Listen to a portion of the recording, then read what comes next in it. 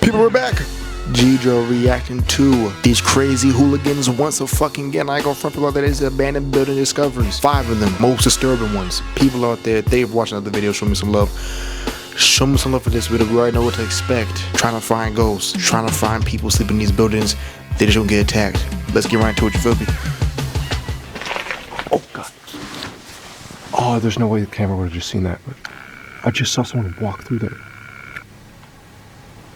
There's a person. Like I said earlier, just walked through. Somebody will get attacked probably.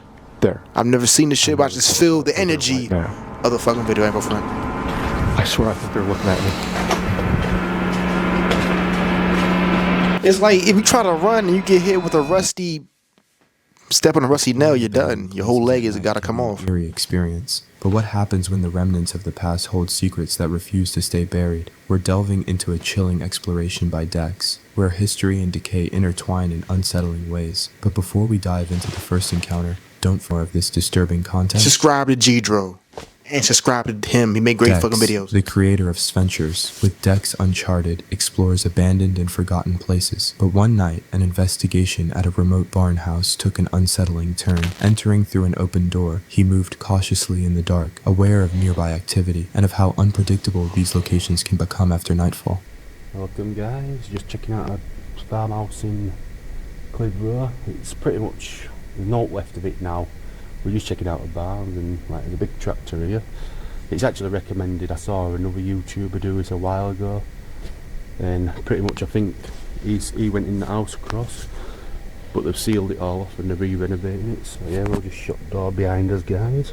But that's oh, I forgot to show you. That's another part of the barn. How we got into it. Door was just open, so a lot of these doors are screwed shut in this other part of the barn, so like I say, if a door ain't open, we don't try to get in. Like there is windows for you, but I won't go in there, you know. And you got the little, like, we are right next to a power plant here as well. I'll have a quick little gander at power plant with for in a minute.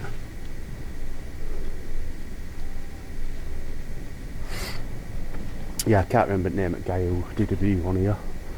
You just put in abandoned Clitheroe, you'll find him. Abandoned farmhouse Clitheroe, you'll probably find him as well later. Because he did sort of like pinpoint this out. And that's just in that barn. But we are here at night. And at the time of boot. I'll turn my light torch off so people at the power plant. After exploring the barn, Dex discovered what he believed to be the main St. Joseph's orphanage. However, it turned out the building was mostly demolished, leaving little to explore. He quickly moved on to another building, one he had initially mistaken for the orphanage, recognizing its distinct features after seeing the truly demolished site. Though this structure too was in a state of decay, he decided to venture inside, confirming that an open metal door allowed him entry without any forced breaches. So guys, we're just at the main St. Joseph's Orphanage. It is like pretty much gone down, so we're not going to go into there, but we did do another building. I did another building, and it looked like we thought it was the orphanage, but apparently it wasn't, because we saw this after I saw this. So yeah, I'm just doing a little short on this, not special, just so you can see, but it does look a cool building. It's a shame that it's, you know, getting knocked down. But I'm not going in there. There's no point. There's no floors around here. There'll be no left behind, so. As Dex navigated through the dilapidated interior, he noted the wet floors and remnants of pipework and an old fuel box, hinting at the building's past functions. He meticulously recorded his journey with 2 cameras, ensuring every angle of his eerie exploration was captured. Venturing deeper, he reached the 2nd floor, where an unsettling draft filled the air, giving the entire place a distinctly eerie atmosphere. Pipework and stuff there. I'll make sure my camera's fully zoomed out.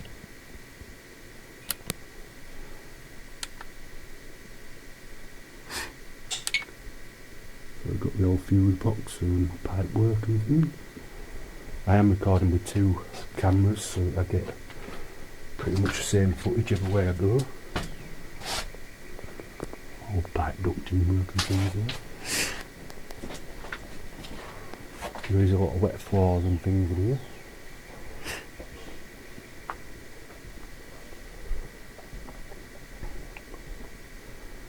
So yeah, they have put tried keeping people out with all metal windows, but for some reason, just checked the door and it were open. It were a metal door, but it were open. So we haven't broken entry, it just were open. Right, we'll go up to the second floor now. I've already had a little walk around here, just to check it out and things. You can definitely get like a drafty feeling up here.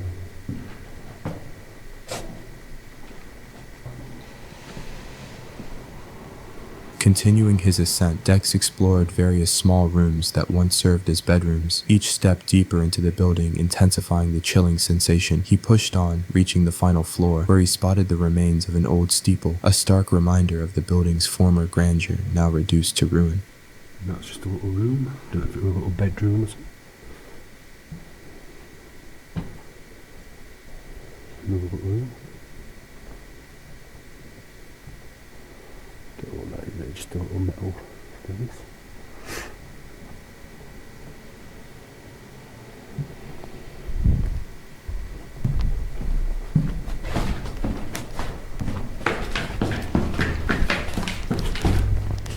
You feeling me then? We're a bit creepy.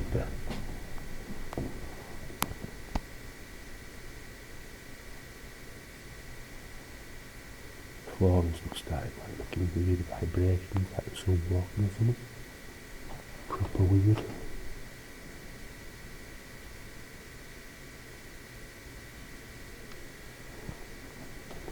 Go to the second floor. Third floor.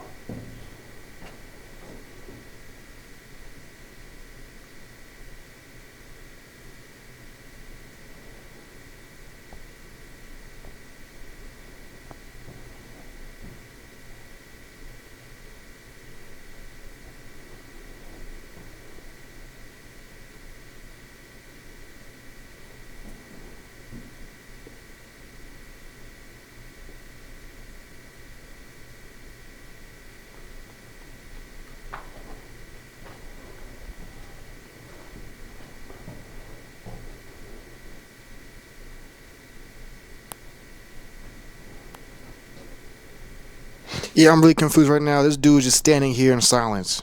He might be scared of some shit, of not wanting to enter the building, but I just realized that he ran down the steps. For what reason, I couldn't even tell you. You know what I'm saying? I'm just looking at this shit.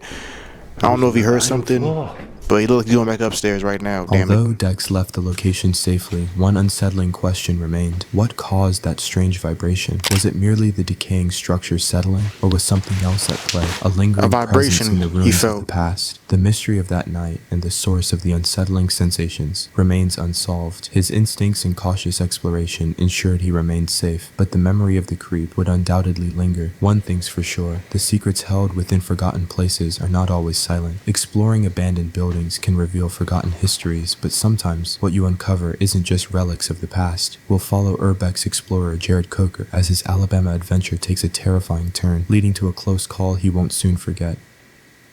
That was the Meet first Jared, abandoned the adventurer clip. behind the YouTube Could have been channel worse, Jared Coker but let's see the next Urbex. clip back in Through his front. expeditions, Jared delves into the heart of decaying structures, capturing the eerie beauty and forgotten stories of abandoned places. From crumbling hospitals to deserted homes, his unique perspective offers viewers a glimpse into worlds left behind. But on a recent trip to rural Alabama, Jared would come face to face with a different kind of reality, blurring the lines between the abandoned and the active. Jared arrived in rural Alabama, parking near a mental health rehab facility to explore what appeared to be an abandoned doctor's office or small hospital. Despite its seemingly dilapidated state, he noted its isolated location in the Appalachian area and even a helicopter landing pad, suggesting a more significant past than initially met the eye. This was day 2 of his Alabama trip, and he had high hopes for a productive day of town hopping and exploration. Gonna be kind of quiet here because I did just park at like some mental health rehab place, but we are way out in like rural Alabama for this one.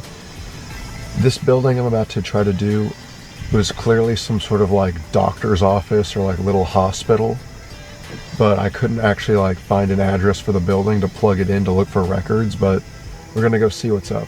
Look at that. We're out in like the Appalachian area of the state. So the funny thing is, despite this place not being that big, it actually has like a helicopter landing pad, so perhaps during its days of operation they actually had to fly people out here in helicopters sometimes. This is day 2 thus far on this Alabama trip. Today's gonna be mostly just a ton of like town hopping, just from town to town where I've marked down places, so it could be a really productive day or a really long day of just driving around kind of for nothing. But I have pretty high hopes. And there's the helicopter pad right there. He made his way to the back of the building, finding an open window that offered a seemingly easy entry. Once inside, the deterioration was evident, with wires hanging and debris scattered. He quickly observed that the building seemed to be split into 2 distinct halves, one incredibly rundown and another that appeared to be in much better condition, even having lights on in the distance. This stark contrast immediately piqued his curiosity, making him wonder about the building's true history and purpose. Whoa. There's lights on in there. It does look relatively abandoned, just more untouched. It's like you can see some doors and windows are boarded. Oh, there's an open window. Great. We have access. This part is really deteriorated. See out here in the main hall. Yeah. Yeah, this is actually disgusting. Okay, but now here's the deal. I made note of this on like satellite views, but half of the building looks like it was abandoned before the other half, because half of it just looks way more run down.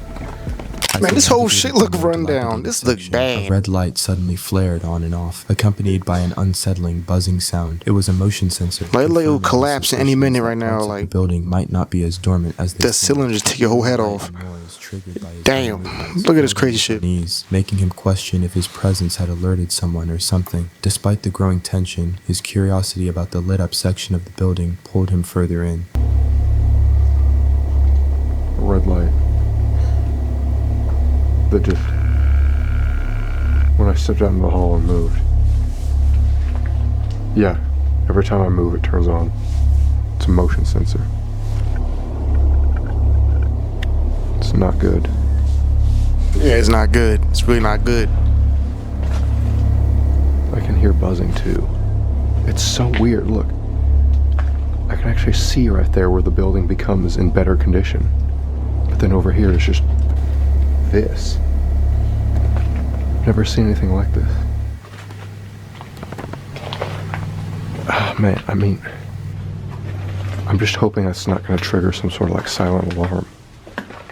Determined to explore the active-looking area, but also cautious, Jared decided to put away his main camera and switch to a GoPro. His reasoning was simple. If danger arose, he needed his hands free to escape quickly through the window he'd entered. This preparation proved prophetic when, just moments later, he distinctly saw a person walk through the illuminated part of the building. Then again, the realization that he was not alone and possibly being watched sent a jolt of fear through him.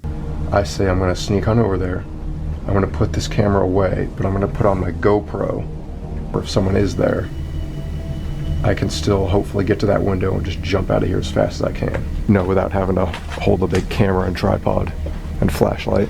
That's why I like using the GoPro sometimes, when I just need to be able to use both my hands, but still film. That's usually when I'm climbing, not when I'm risking a lot, just to show an area of a building I probably shouldn't be going towards. But I would have to run right by the front of the place though. Any minute now that little light's gonna come on again. Oh god.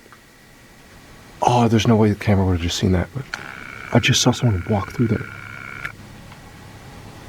There's a person in there right now. Someone just walked through. Let's see if they walk back. Alright, I can't go there now. I can't go there. There's no way. If I'd have gone there earlier, that person might have been there the whole time. Oh, damn. tell me you saw that. They walked by again. Yep, somebody walked by. Come on, one more time, just for proof. No, we seen it. Damn, another person walked past. I know the camera saw it. They're there right now. Yeah, they about to attack you. I swear, I think they're looking at me. Panic set in as Jared tried to make a hasty exit, only to discover he had dropped his phone and keys. Trapped and realizing his escape route was now complicated, he was faced with the terrifying choice of going back for his belongings or risking being stranded. Just as he was contemplating his options, he was confronted by the building's owner, who had already called the police. It was too late, he said. Gotta get out of here now. That way we'd go back to the road, but that's a lot of woods. I don't have my phone. I just dropped my phone and my keys. You look like a hobozo now, dying. I kept my phone and my keys in my flimsy little pocket. They popped right out as I was panicking, running back out the window, because I was correct. The people over there did see me from within the doors area. So as I was running away, they were yelling at me, but I just wanted to get out of there, so I tried to go up the hill, only to realize that my phone and keys are still down there. Encountering the unknown in abandoned places He looks sad as hell. But running into active occupants and law enforcement is a whole different level of danger. Fortunately, Jared's honesty and the owner's understanding prevented what could have been a serious legal predicament. This experience served as a stark reminder of the fine line between urban exploration and trespassing, proving that sometimes the most terrifying elements aren't ghosts or decay, but the very real people who still lay claim to these forgotten spaces. Jared's next adventure will undoubtedly include a more secure pocket for his valuables.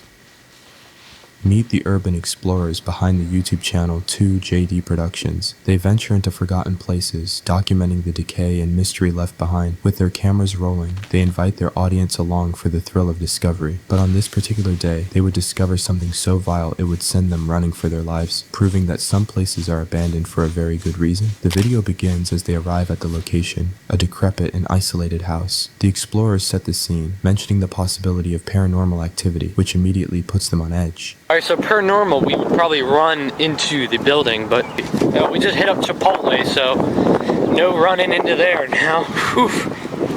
We're gonna take a nice walk to the abandoned building. Alright, we're coming up to this place. Nothing really in here, but you know, we had to stop because we just ran from there to here. It's about 20 yards and we are tired. As they make their final approach, the building looms before them, hiding the unsettling secrets they are about to uncover. After scouting the perimeter, they find that the only way into the imposing structure is through a dark, uninviting basement. The only way in the house is through the basement. So I like look in there. Yeah. There's somebody in there. Whoa. Oh, it smells in here. If you want. Pretty cool. I don't see any cameras. I think they're full of shit. Whoa. Cobwebs. Like always, the place look all messed up. Horrible scenery, I ain't gonna lie.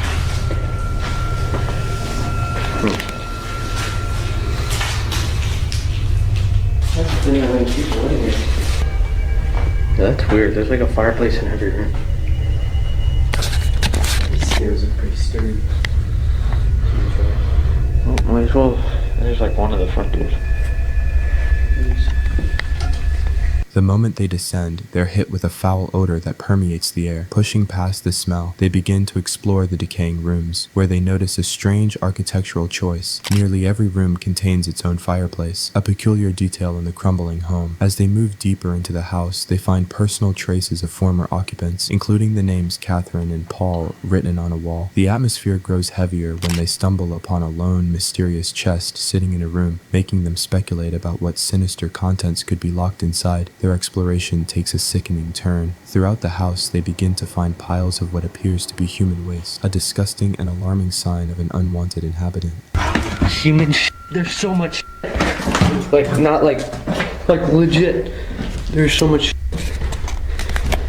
I mean, crap. There's legit so much poop in here. Alright, let's bounce.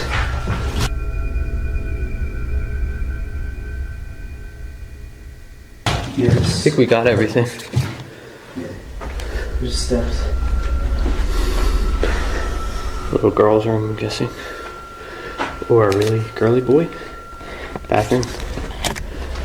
Alright, let's get out of here. have more. We gotta get out through the basement.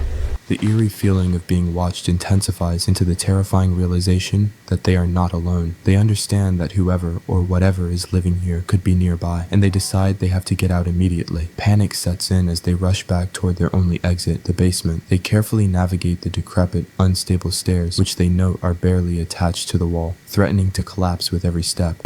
This is our way out. It gets to a point. What's the fucking point of discovering these abandoned buildings? It smells like shit. It looks bad. It's creepy as hell. And at this point, they're just doing this for a thrill, an adrenaline rush. There's no point. It's like, yo. Just in case my feet fall through.